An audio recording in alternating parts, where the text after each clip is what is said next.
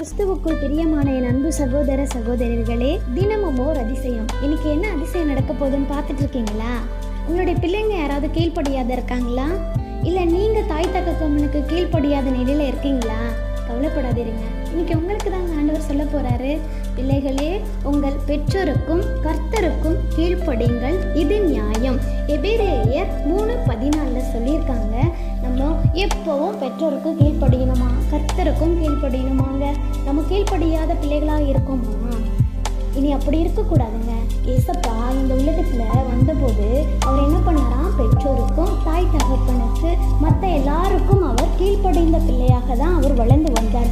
அது மாதிரி தானே நம்மளும் வளரணும். அம்மா தானே எல்லாரும் கீழ்ப்படுகிற பிள்ளைகளாக வளரலாமா? நம்மளும் என்னோட கூட சேர்ந்து எல்லாரும் ஜெபம் பண்ணலாமா?